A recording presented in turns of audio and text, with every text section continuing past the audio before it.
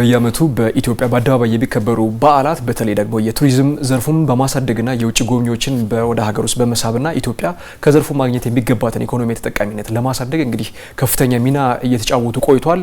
መንግስትም ለዘርፉ ትልቅ ትኩረት ሰጥቶ እየሰራበት ይገኛል። እኛም ከዚህ ጋር በተገናኘ እንግዳ ስቱዲዮአችን ጋብዘን ቆይታ እናደርግበታለን። እንግዳችን የኢትዮጵያ አስጎብኚና የቱሪስት አስጎብኚዎች ማህበር አባል ናቸው። ኤልያስ አለማየሁ ይባላሉ። እንኳን ደህና መጡ። እንኳን ደህና ቆያችሁ። እንግዲህ ቀደም ሲልም ባነሳነው ጉዳያችን ላይ በተለይ ጥር ወር ሲመጣ ኢትዮጵያ እንግዲህ የምትደምቅበት በተለይ ደግሞ ያሏትን መንፈሳዊ ሀብቶች ጭምር አስተዋውቃ ሸጣ ገቢ የምታገኝበት ነው። ይሄ ደግሞ ቱሪዝማችንን በማሳደግ ከፍተኛ ጠቀሜታ አለው። በተለይ ደግሞ የአደባባይ በዓላት ዓለም አቀፍ እውቅና እንዲያገኙ በማድረግና በተለይ ደግሞ የቱሪስቶችን ቁጥር ማሳደግ ላይ እንደ ሀገር እንግዲህ እየሰራናቸው ያሉ ስራዎች በርከት ያሉ ናቸው።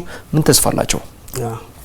ኢትዮጵያ እንግዲህ ካስመዘገበቻቸው ከማይዳሰሱ ቅርሶች መካከል እነዚህ ሃይማኖታዊና የአደባባይ ባህላቶች ናቸው። ብዙ ቱሪስቶች በዩኔስኮ ስለተመዘገበና ይሄ ደግሞ በተለያዩ ሚዲያዎች ላይ በተለያዩ የታተሙ እንደገና ደግሞ የተለያዩ ኤሌክትሮኒክስ ሚዲያ ላይ የተሰራጨ ስለሆነ ያንን በመመልከት ብዙ ቱሪስቶች ወደ ሀገራችን ውስጥ የሚመጡበት የዘርፉም ተዋንያን ደግሞ በጣም በዛ ጊዜ ውስጥ የሚጠቀሙበት ነው። ለወደፊቱም የሚመዘገቡ እንደዚህ በዩኔስኮ የሚመዘገቡ የተለያዩ የማይዳሰሱ ቅርሶች የተሻለ ቱሪስትን ፍሰት ከመጨመር አንጻር የጎላ ሚና ይጫወታሉ።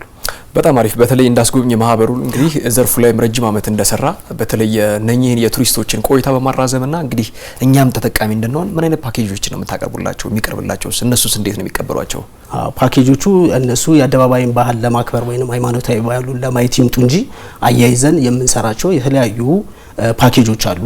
ተፈጥሯዊ የሆነውን እንደገና ደግሞ ባህላችንንም ሀገራቸው ይሄ ሀገር ለነሱ ሁለተኛ ቤታቸው እንደሆነ የሉሲ መገኛ እንደሆነ ካላንደሮቻችንን፣ ቡናችንን እንዲሁም ደግሞ አልባሳቶቻችንን፣ ምግቦቻችንን ለቱሪስቶች ያለንን የተለየ ከሌላው ዓለም የተለየ ያለንን ነገር የምናሳይበትና ኢትዮጵያን ባላት የተለየ ቀለምና የተለየ ባህል የምናስተዋውቅበት ጊዜ ነው። ይሄ ጊዜ ሞር ቱሪስቶች በሚመጡበት ጊዜ በጣም ጥሩ። እንደው ምን ያህልስ ረዳችሁ? እነኚህ ፓኬጆች ምን ያህል ኢትዮጵያንስ አስተዋውቃ ብለው ያስባሉ?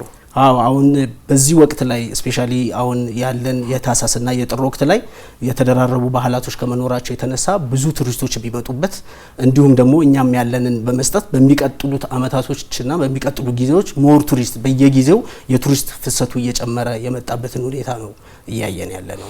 በጣም አሪፍ። እንግዲህ በጣም አሪፍ።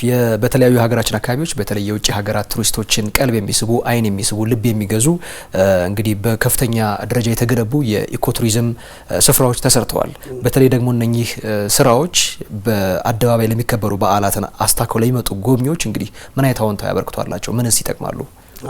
ቱሪስቶች ወደ ኢትዮጵያ በሚመጡበት ጊዜ ያለውን ነገር ስታንዳርዱን የጠበቀ አገልግሎትም ለመስጠት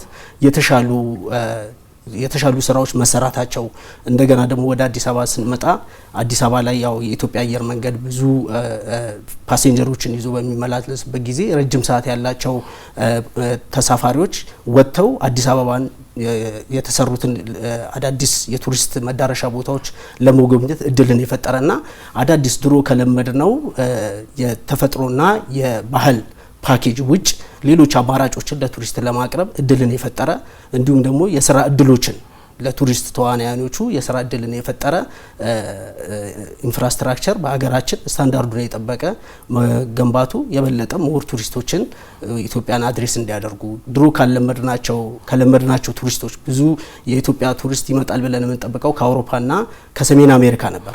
አሁን ግን በቅርብ ያሉ ወንድም አፍሪካ ሀገሮች እየመጡ እየጎበኙ እንዲሁም ከሚድል ኢስት እየመጡ ሞር እየተጎበኘ እንዲሁም ደግሞ እኛም ፓኬጆቻችንን የምንሰራቸውን ፓኬጆችና ሽያጭ የምናቀርባቸውን ሞር ሪቫይዝ እንድናደርግና ሌሎች አማራጮችን አካተን እንድንሰራ በጣም የረዳን ፕሮጀክት ነው። እሺ፣ አቶ ኤልያስ አለማየሁ የአስጎብኚዎች ማህበር አባል ለነበረን ጊዜ ቆይታ አመሰግናለሁ።